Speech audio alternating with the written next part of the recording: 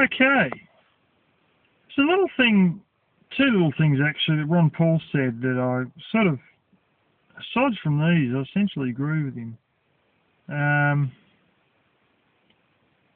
I'm not really for free trade when your free trade is against someone who's working people like a dog in a sweatshop for 12 hours plus a day at a speed that would give me RSI within 10 minutes.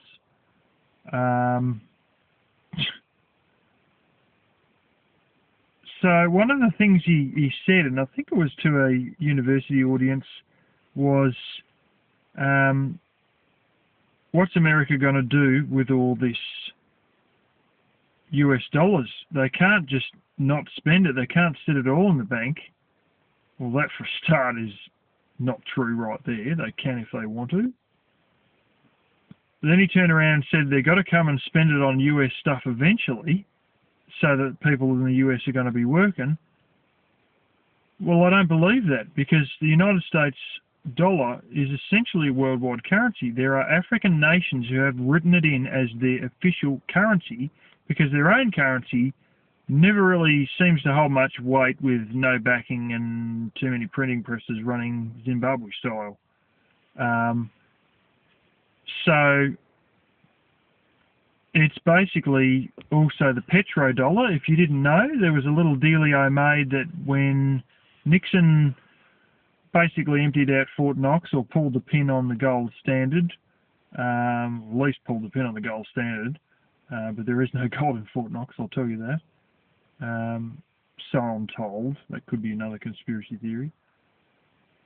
When that happened, he sort of had to have something else to sort of put back under. Back in 1971, I think. He had to have some sort of a backing. So what was he going to do when he pulled the gold standard out? The reason he pulled it out was to fund welfare and the Vietnam War. And he just, just didn't have enough gold for all that, so he pulled it out, but he needed to do something to put something else in place so that there was essentially some sort of backing. And what he done was he made it the petrodollar. And he made a deal with OPEC that all OPEC transactions have got to be in US dollars. And that deal went through, more or less straight away after the gold standard had the rug pulled from underneath it. And so that's another big thing. The US dollar's the petrodollar. So the Chinese can just easily go and spend it on oil in OPEC countries. It doesn't need to get back to America. So that was one thing. And he sort of almost answered his own question later on in his retirement speech by saying that I don't know why the Chinese keep lending money to us when we don't have any chance of paying it back. He said it's just unbelievable to me that it's still going on. Well, of course it is.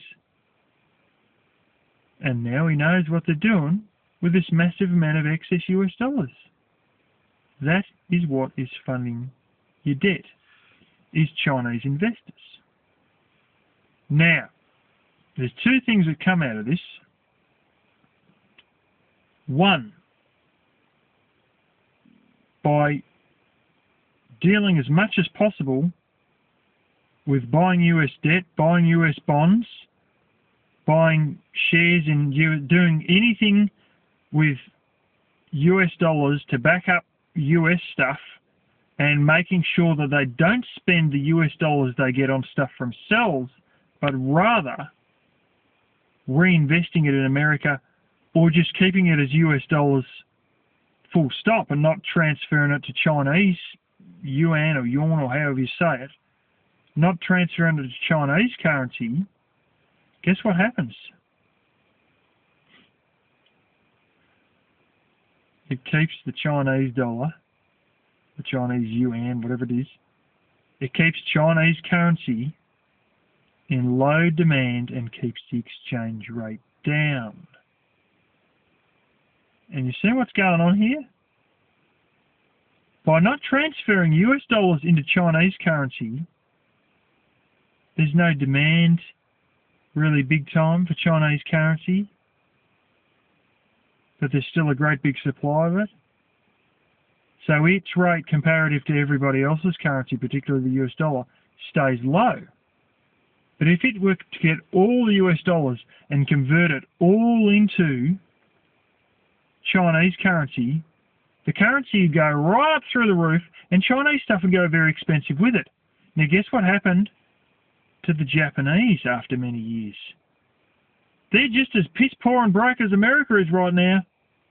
Yes, they converted stuff back to the yen and spent it all on, fancy cars and stuff for themselves and whatnot. But more importantly, they turned it from US dollars to Japanese yen. The value of their currency went up. The cost of their products went up. They could no longer sell crap. They had to stick to high quality stuff like the West has to now if it's going to sell anything. And henceforth, they finished themselves in regards to giving cheap products to the world in the same manner that they used to back in the 70s, in the same manner that China does now. Now, by keeping all their money in US dollars, China will keep down the value of its currency, henceforth leaving Chinese stuff to be cheap.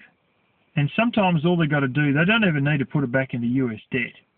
All they've got to do is just not convert it into Chinese currency. They can just literally stash it in a vault for all that matters.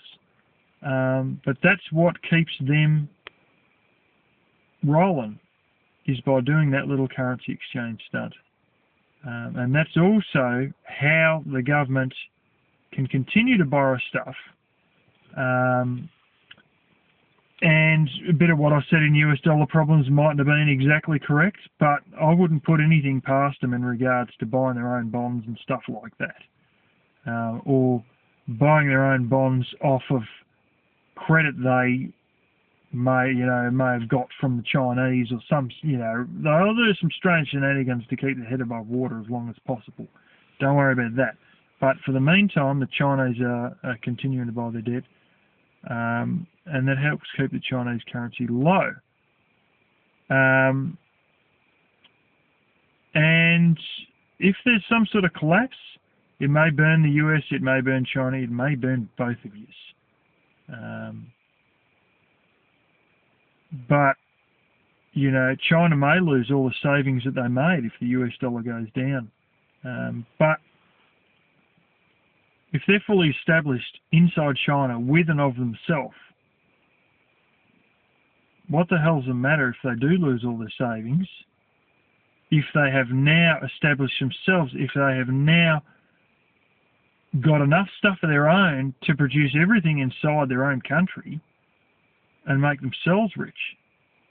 That was one of the things that helps Australia, is keeping their money inside our own country by buying each other's stuff.